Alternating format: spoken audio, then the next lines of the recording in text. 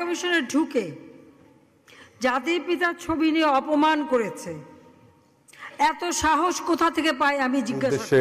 একটা বক্তৃতা করবেন, আমি সেখানে দুটো প্রশ্নের জবাব খুঁজব। প্রথমত, বাংলাদেশে গত 15 বছর ধরে চলমান গণতন্ত্র এবং মানবাধিকার প্রতিষ্ঠার মরণপণ সংগ্রামে তিনি কোথায় কতটুকু ভূমিকা পালন করেছিলেন তা দেশবাসীকে জানাবেন। মরহুম ডাক্তার জাফরুল্লাহ চৌধুরীর মতো অন্যান্য এনজিও সমূহের নেতৃবৃন্দ কেন এমন মৌলিক মানবাধিকারের লড়াইয়ে প্রত্যক্ষ ভূমিকা রাখতে পারলেন না? ভালো আছি, কিন্তু আপনারা হাসিনা পতনে যে এত লাফালাফি করতেছেন, ও দেশটারে যত উন্নতি করছে, কে উন্নতি করছে এরকম আমাকে বলেন। আর এই যে তারেক জিয়া আমার সাহেবের কাছ থেকে 20 লক্ষ টাকা চাইছে। আসসালামু আলাইকুম দর্শক, দেশ ও দেশের বাইরে থেকে যারা এই মুহূর্তে ভিডিওটি ওপেন করেছেন সবাইকে অসংখ্য অসংখ্য ধন্যবাদ। দর্শক, প্রথমেই আপনারা শিরোনাম দেখেছেন, এখন দেখবেন বিস্তারিত। শিরোনামের প্রথম অংশেই আপনারা দেখেছেন যুক্তরাজ্য থেকে শেখ হাসিনা নতুন করে হুমকি দিলেন, বাবার মূর্তি ভাঙার কে ক্ষমতা দিয়েছে, কে সাহস দিয়েছে। এদিকে পিনাকি ভট্টাচার্য উনি বলেছেন নতুন সরকারের যে পরিস্থিতি, যে নিয়ম, সেইগুলা কী রকম হতে চলেছে এই নিয়ে আলোচনা থাকছে। এদিকে শেখ হাসিনার বান্ধবী জামাইকা থেকে বলেছেন যে আপনারা এত নাচানাচি করছেন কেন, শেখ হাসিনা এই 17 বছরে যা করেছে আপনাদের বাবারও ক্ষমতা নেই তা করার।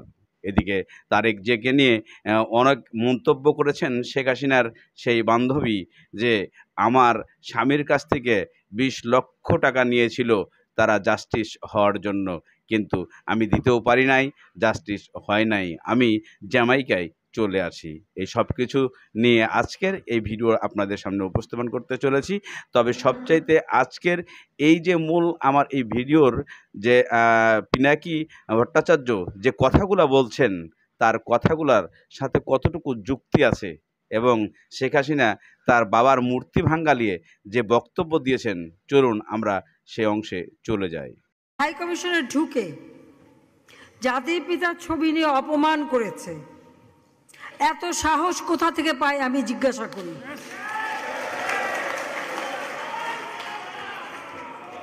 আমি জানি না আমাদের হাইকমিশনে এখন কারা বসেছিল এবং তারা সেখানে কিছুই করতে পারলো না কেন, সেটাও বড় প্রশ্ন। আর আমি আমার প্রবাসী যারা বাঙালি, না আমার প্রবাসী বাঙালিদেরও আমি বলবো যে যারা এই ঘটনাগুলি ঘটিয়েছে তারা চলাফেরা করে না, তাদের দেখেন না। যে হাত দিয়ে জাতির পিতার ওই ছবি নিয়ে তারা ভেঙেছে, তাদের যা উপযুক্ত করা উচিত সেটা করতে হবে।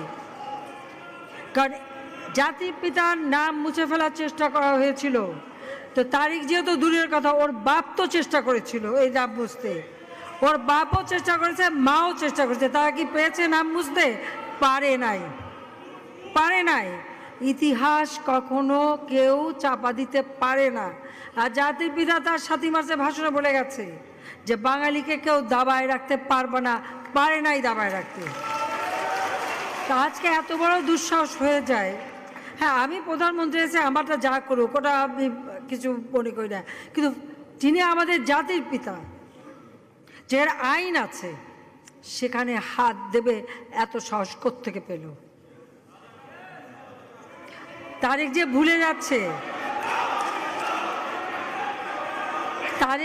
ভুলে যাচ্ছে যে তার মা দুর্নীতি করে জেলে গেছে। কিন্তু আপনারা হাসিনা পতনে যে এত লাফালাফি করতেছেন, ও দেশটারে যত উন্নতি করছে, কে উন্নতি করছে এরকম আমাকে বলেন। আর এই যে তারেক জিয়া আমার সাহেবের কাছ থেকে 20 লক্ষ টাকা চাইছিল জাস্টিস হওয়ার জন্য। ও জাস্টিস হওয়ার জন্য 20 লক্ষ টাকা আমার সাহেবের কাছ থেকে চাইছে। আপনার স্বামী কোন বিচারপতি ছিল? আপনার স্বামী কে? আমার সাহেব যখন ল সেক্রেটারি ছিল তখন 20 লক্ষ টাকা তারেক জিয়া চাইছে। তারেক জিয়া প্রত্যেকের কাছ থেকে 20 লক্ষ টাকা করে নিয়ে জাস্টিস বানাইছিল, 2 কোটি টাকা নিয়ে গেছিল তখন। শেখ হাসিনা দেশ ছেড়ে চলে গেছে, এই জন্য আপনার চোখে কোনো জল ঝরেছে কেউ? জল ঝরবে কেন, কিন্তু ও যে উন্নতি করছে সেই উন্নতি আপনাদের চোখে পড়তেছে না, কিন্তু কেউ করছে এই এতটুক। আপনি তো দেখি আমার মায়ের মতো কথা বলছেন, আমার মাও যেমন হাসিনার লাল, আপনি সেভাবেই কথা বলছেন। হাসিনার দাল এখানে প্রশ্ন না, আমার দেশ উন্নতি হয়েছে সেই জন্য আমরা তিনিও হাসিনার প্রতি অন্ধ। কাল সারা রাত ধরে কেঁদেছেন, কেঁদে গড়াগড়ি দিয়ে কেঁদেছেন। আরেকজনকে পেয়ে গেলাম আমেরিকাতে আমার মায়ের একজন বান্ধবী। তারেক যে একটা অ্যাপ্লিকেশন লিখতে ভুল লেখছে, সেইটা আবার সাংবাদিকরা এগুলো বলা বলি করতেছে, বুঝছেন? একটা অ্যাপ্লিকেশন লিখতে তারেক যে ভুল লেখে, আয়ে পাস, সে প্রধানমন্ত্রী হওয়ার জন্য লাফাইতেছে। আচ্ছা, আপনার সাথে কথা বলে খুবই ভালো লাগলো। আপনার মনের ক্ষোভটাও আমি অন্তরে ধারণ করলাম।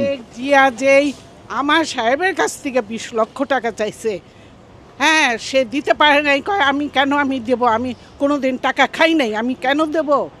দিতে পারে নাই দেখে সে জাস্টিস হতে পারলো না। এটা আপনার ব্যক্তিগত ক্ষোভ, তাই না? জন্য না, ব্যক্তিগত ক্ষোভ। বিয়ে ব্যক্তিগত কেন?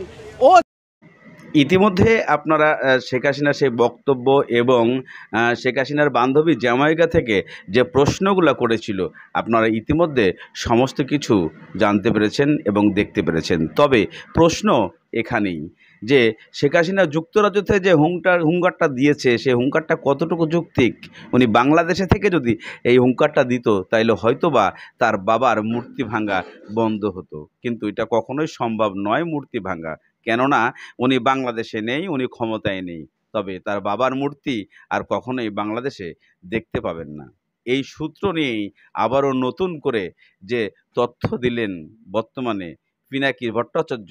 পিনাকি ভট্টাচার্যকে আপনারা অনেকেই চিনেন, উনি হাসুয়াপা বলে কথা বলেন শেখ হাসিনাকে। এই হাসুয়াপা এই শব্দটি অনেক পরিচিত এই পিনাকি ভট্টাচার্যর কাছে। পিনাকি ভট্টাচার্য খুব সুন্দর করে বুঝাতে পারে, সুন্দর করে হাসুয়াপাকে নিয়ে বলতে পারে। তাই ডক্টর ইউনূসকে নিয়ে নতুন করে উনি সমালোচনায় এসেছেন পিনাকি ভট্টাচার্য। চলুন আমরা পিনাকি ভট্টাচার্যের কাছে লাইভে চলে যাই, তাহলে বুঝতে পারবো বাংলাদেশের মূল পরিস্থিতি কোথায়। ডাক্তার জাফরুল্লাহ চৌধুরীর মতো অন্যান্য এনজিও সমূহের নেতৃবৃন্দ কেন এমন মৌলিক মানবাধিকারের লড়াইয়ে প্রত্যক্ষ ভূমিকা রাখতে পারলেন না বা পারেন না, সে বিষয়টা ব্যাখ্যা করবেন। এই ব্যাখ্যাটা জরুরি, কারণ এই সরকারের ডিসপ্রপোর্শনেটলি এনজিওর প্রতিনিধিত্ব আছে। লড়াইয়ে নাই কিন্তু পদে আছি, এই ফেনোমেননটার ব্যাখ্যা আমরা চাইতেই পারি এই লড়াইয়ের স্টেক হোল্ডার হিসেবে। দ্বিতীয়ত, 5 তারিখে অগাস্ট বিপ্লব সংগঠিত হওয়ার পরে ওনার ঢাকায় ফিরতে 72 ঘন্টা সময় কেন লাগলো, সে ব্যাপারে নিশ্চয়ই তিনি একটা গ্রহণযোগ্য ব্যাখ্যা দেবেন। কারণ যারা তার সাথে যোগাযোগ রাখছিলেন তারা প্রত্যেক দিনই বলছিলেন তিনি বিকেলে আসবেন, সন্ধ্যায় আসবেন, আবার রাতে বলেছিলেন পরের দিন সকালে আসবেন। এই সমন্বয়হীনতা কেন ঘটেছিল সেটা দেশবাসীর জানার প্রয়োজন রয়েছে। বিলম্বের এই 72 ঘন্টায় দেশব্যাপী যে সমস্ত অঘটনগুলো ঘটেছে সেগুলোর দায় কে বা কারা নেবেন? দেশে অরাজকতা চলেছে, কোনো অভিভাবক নেই। একটা কথা শুনলাম মাইনর সার্জারি হয়েছে ওনার, কিন্তু ওনার কি স্বল্পতম সময়ে প্রয়োজনে চার্টার করা বিমানে চলে আসা উচিত ছিল না এমন একটা অরাজকতার সময়? আরেকটা প্রশ্নের উত্তর দরকার। অবৈধ রাষ্ট্রপতি শাহাবুদ্দিন চুপ্পু কর্তৃক ইতিমধ্যে তাড়াহুড়ো করে নিয়োগ বাগানো কর্মকর্তাদের তিনি অপসারণ করবেন কিনা, ডক্টর মোহাম্মদ ইউনূসকে এসব বিষয়ে তার অবস্থান দেশবাসীর সামনে স্পষ্ট করতে হবে। আজকের এই অন্তর্বর্তীকালীন সরকার কিভাবে গঠিত হবে সে বিষয়ে গত 72 ঘন্টায় যারা আলাপ আলোচনা করে সিদ্ধান্ত নিয়েছেন তাদের সিংহভাগই বিগত ফ্যাসিস্ট সরকারের নিয়োগপ্রাপ্ত কর্মকর্তা এবং কর্তা ব্যক্তি। এদের বাইরে গণ অভ্যুত্থানকারী তরুণ নেতৃত্বের অভিভাবক হিসেবে যে সমস্ত ব্যক্তি এতে যুক্ত হয়েছিলেন তারা হাসিনার হাতে ক্ষতবিক্ষত বিকৃত সংবিধানের আওতার মধ্যে থেকেই সবকিছু করার সিদ্ধান্ত নিয়েছেন, যার ন্যায্যতা এবং বৈধতা নিয়ে দেশবাসীকে কোনো কিছু অবহিত করা হয়নি। যেখানে 72-এর সংবিধানের মধ্যেই অন্তর্বর্তীকালীন সরকার গঠনের কোনো বিধানই নাই, সেইখানে এই অচল দলিলের মধ্যে গণ অভ্যুত্থানের বিপ্লবী আকাঙ্ক্ষাকে ঢুকিয়ে দিয়ে আইনি মারপ্যাচের ব্যাখ্যায় গলা টিপে ধরার অধিকার তাদেরকে কে দিয়েছেন? এমন পরিস্থিতিতে আমরা কখনোই অবৈধ রাষ্ট্রপতি শাহাবুদ্দিন চুপ্পুর তত্ত্বাবধানে একটা শপথ গ্রহণ কার্যক্রমকে অনুমোদন করি না। এই বিপ্লবোত্তর অন্তর্বর্তীকালীন সরকারের কখনই বঙ্গভবনে গিয়ে শপথ গ্রহণ করা উচিত হয়নি। বঙ্গভবনে গিয়ে শপথ গ্রহণ করাকে আমরা নৈতিকতা বর্জিত, আইনগতভাবে অযথার্থ এবং সদ্যমুক্ত বাংলাদেশের জন্য অশোভন বলে মনে করি। এর বিপরীতে জাতীয় শহীদ মিনারে দাঁড়িয়ে শহীদের মহান আত্মত্যাগের প্রতি বিশ্বস্ততার শপথ নিয়ে কাজ শুরু করলে ভালো হতো এবং অন্তর্বর্তীকালীন সরকারের সদস্যদের সেখানে শপথ পড়াতে পারতেন আগস্ট বিপ্লবের কোনো একজন শহীদের পিতা অথবা মাতা। আর এই গৌরবজনক অনুষ্ঠানটি হতে হতো প্রকাশ্যে খোলা আকাশের নিচে হাজার হাজার প্রতিবাদকারী শিক্ষার্থী জনতার উপস্থিতিতে। সেইটাই একজন মাঠের রাজনৈতিক কর্মী আর এনজিওর চিন্তার পার্থক্য। হাসিনা পালানোর পরে ওয়াকার সাহেব আলোচনা করলেন কাদের সাথে? আপনারা জানেন কারা আলোচনা করেছে। আমরা কি দুধ ভাত? আমরা কেউ না? এই লড়াইয়ে আমাদের অবদান নাই, আমাদের স্টেক নাই? আমরা তো মন্ত্রী মিনিস্টার হইতে চাইতেছি না, নাকি ক্ষমতার ভাগ চাইতেছি? আমাদের কথা শুনবেন এই লড়াইয়ের স্টেক হোল্ডার হিসেবে, এইটুকুই তো চাওয়া।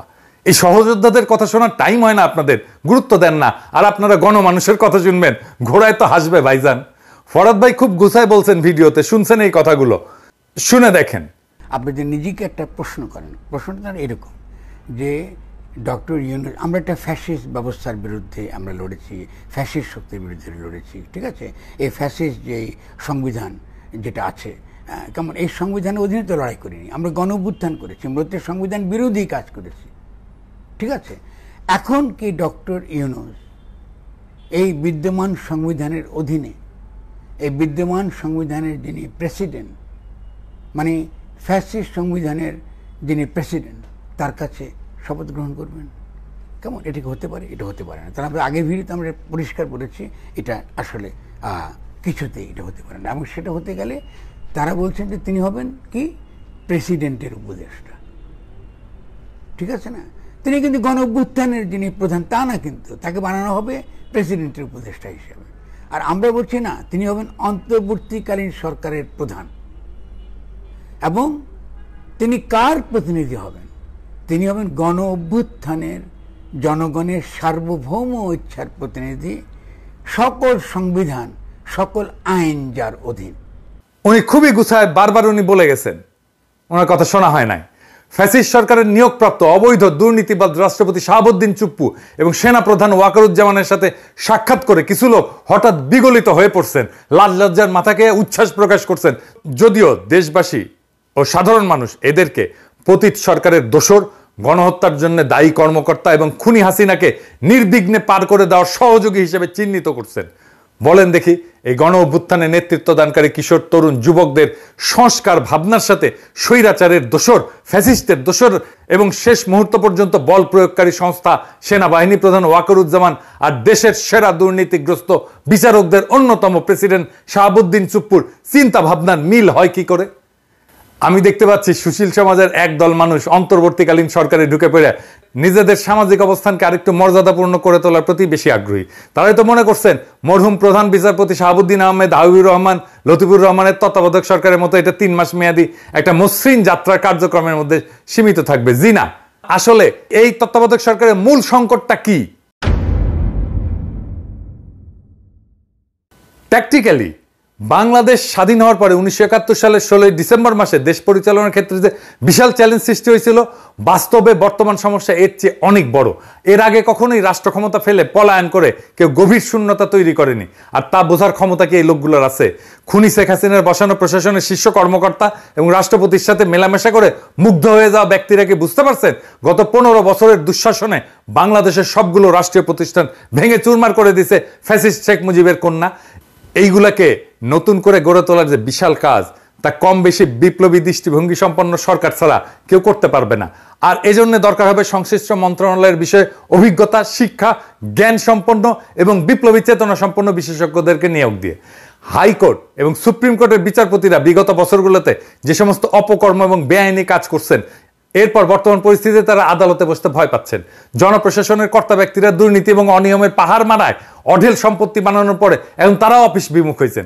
আর বেনজির দুর্নীতিতে ডুবে থাকা শীর্ষ 500 অপরাধী পুলিশ কর্মকর্তা পালায় যাওয়ার পর তাদের সকল পর্যায়ের অফিসার্স খালি হয়ে গেছে। এমন একটা ভয়াবহ পরিস্থিতিতে যে পরিমাণে উদ্ভাবনী শক্তি, অভিজ্ঞতা, বিপ্লবী জোশ এবং সততার জোর নিয়ে সামনে আগাইতে হবে, তেমন লোকের নাম কি আমরা উপদেষ্টা মন্ডলীতে দেখতে পাচ্ছি? না, সবাই না। কেউ কেউ আছে, কিন্তু সবাই না। আমি এই উপদেষ্টা মন্ডলী নিয়ে পরে কথা বলবো। এখন বরং দেখি প্রফেসর ইউনূসকে দ্রুত কি কি পদক্ষেপ নিতে হবে। আমরা মনে করি ডক্টর মোহাম্মদ ইউনূসকে অতি দ্রুত 5টা পদক্ষেপ নিতে হবে। আগামীকালই একটা জাতীয় কমিশন ঘোষণা করে এই গণ অভ্যুত্থানের বিভিন্ন পর্যায়ে, মানে হাসিনা সরকার ক্ষমতা নেওয়ার পর হতাহত, গুমের শিকার, নির্যাতিত, ক্ষতিগ্রস্ত, মামলার শিকার, দেশ থেকে বাধ্য হওয়া সকল মানুষের একটা তালিকা প্রণয়ন সম্পন্ন করতে হবে। যাদের অঙ্গহানি ঘটছে, অন্ধত্ব বরণ করছেন, যারা আহত হয়ে যন্ত্রণায় কাটাচ্ছেন, তাদের সর্বোত্তম চিকিৎসার ব্যবস্থা করতে হবে, পুনর্বাসন করতে হবে, নিহতদের পরিবারের পুনর্বাসন করতে হবে। মনে রাখতে হবে তিনি মানে প্রফেসর ইউনূস বর্তমান প্রশাসনের বিভিন্ন পর্যায় থেকে বাধার মুখে পড়বেন। সেই জন্য দ্রুত আইন শৃঙ্খলা পরিস্থিতির উন্নতি সাধনের জন্য আগামী 24 ঘন্টার মধ্যে তাকে সারা দেশের সকল পর্যায়ে বৈষম্য বিরোধী সংগ্রাম কমিটি গড়ে তোলার ডাক দিতে হবে। পুলিশ বিভাগের সকল সদস্যদেরকে তাদের কর্মস্থলে ফিরে আসার আহ্বান জানানোর পাশাপাশি স্থানীয় জনগণকে তাদের নিরাপত্তা বিধানের জন্য অনুরোধ করতে হবে। তারপর যৌথভাবে জনসম্পৃক্ত পুলিশ ব্যবস্থা গড়ে তোলার কঠিন কাজ শুরু করা যাবে। পুলিশকে আমূল সংস্কার করতে হবে, সংস্কার করতে হবে মিলিটারিকে, সংস্কার করতে হবে আমলাতন্ত্রকে, সংস্কার করতে হবে জুডিশিয়ারিকে। আগামীকাল থেকে সকল কলকারখানা চালু করে টানা 6 দিন উৎপাদন চালায় যেতে হবে। 6 মাসের জন্য সরকারি সাপ্তাহিক ছুটি 2 দিনের জায়গায়